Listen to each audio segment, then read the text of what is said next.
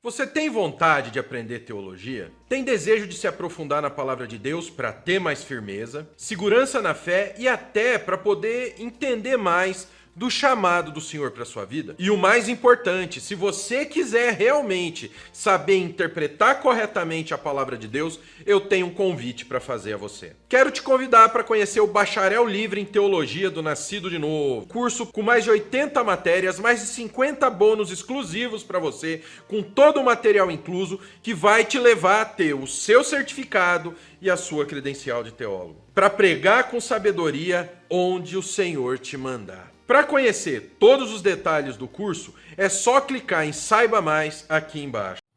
Diz aqui o verso 28. Assim também, da mesma forma que aos homens está ordenado morrer uma vez e depois disso segue-se o juízo, assim também Cristo, Jesus Cristo, tendo se oferecido uma vez para sempre para tirar os pecados de muitos. Vamos parar aqui. Essa é a terceira verdade, e que vem na sequência das outras duas. Depois da morte, nós morremos uma vez, e depois da morte vem o juízo. Quem é que pode escapar do juízo de Deus? Ninguém. Nem vocês, nem eu. Não há ninguém aqui, nunca houve e não haverá, que cumpra a lei de Deus, a vontade de Deus, as determinações de Deus, de maneira tão absoluta e perfeita que Deus o aceite como justo com base nesse cumprimento. Todos nós quebramos a lei de Deus, todos os 10 mandamentos, do primeiro ao último, por pensamentos, palavras e por obras, nossa vida toda, toda a vida. Não há um justo, um sequer. Não há quem entenda, não há quem busque a Deus, pois todos pecaram e carecem da glória de Deus. Como enfrentar o juízo de Deus? A resposta é essa, que esse Deus que é juiz de todos os homens, na sua misericórdia, Ele enviou seu Filho Jesus Cristo, de acordo com o verso 28, que se ofereceu uma vez para sempre para tirar os pecados de muitos. Aqui você tem a diferença fundamental do cristianismo para as outras religiões. Nas outras religiões, o homem é o salvador de si mesmo. Pode pegar todas elas, pode comparar todas elas, religiões orientais, o hinduísmo, o islamismo, o budismo, todas elas vão lhe dizer a mesma coisa. As seitas cristãs vão todas elas dizer a mesma coisa: o homem é o salvador de si mesmo. Ou então, numa versão mais moderada, o homem coopera com Deus na sua própria salvação. Deus dá um passo e o homem tem que dar o outro. E cita até um versículo que diz: está escrito, faz por ti que eu te ajudarei. Eu não me lembro de ter lido isso na minha Bíblia, né? O bom filho Deus ajuda. Eu vi isso na traseira do caminhão, nunca vi na Bíblia não. Mas é essa a diferença.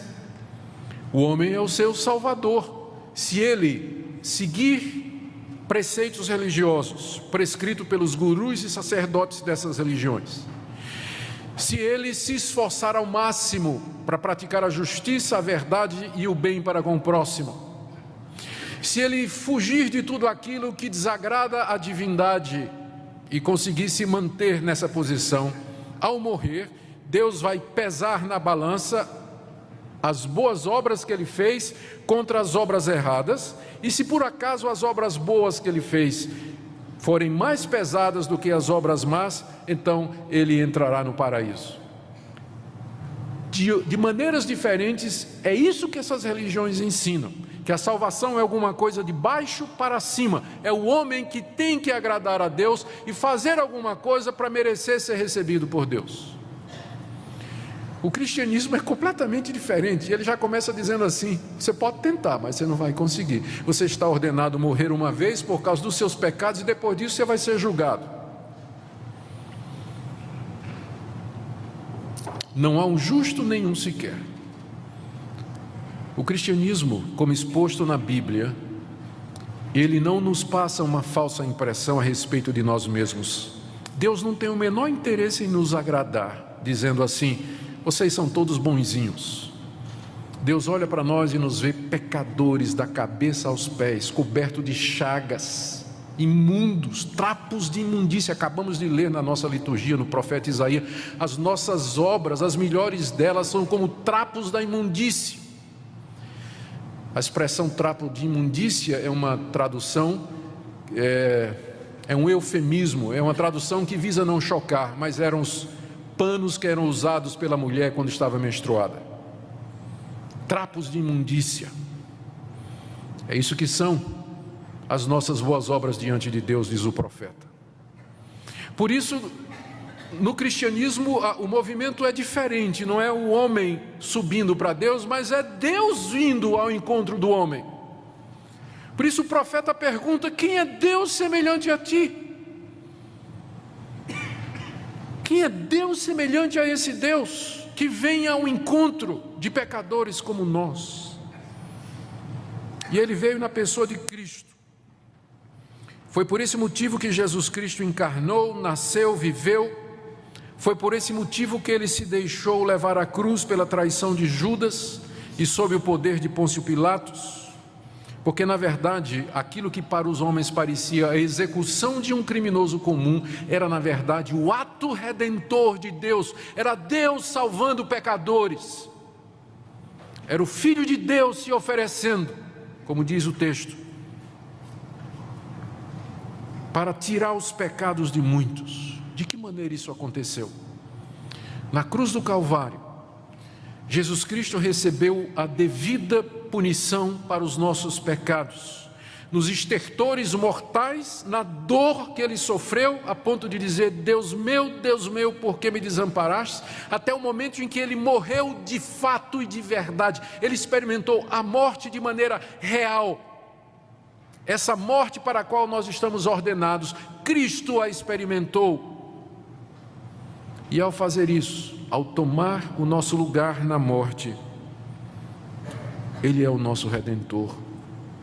Note que o texto diz que Ele apareceu para tirar o pecado de muitos, não é de todos, embora eu sei que tenha gente que diga isso, mas Ele apareceu para tirar o pecado de muitos, porque aos que não querem, aos que não vão crer, aos que não vão se arrepender, aos que vão acreditar que são bons o suficiente para merecer de Deus alguma coisa, aos que vão continuar na teimosia do seu caminho e no dia do juízo após a morte diante de Deus, eles serão confrontados pelos seus pecados e com o fato de que nunca fizeram coisa alguma para merecer de Deus clemência, misericórdia, compaixão.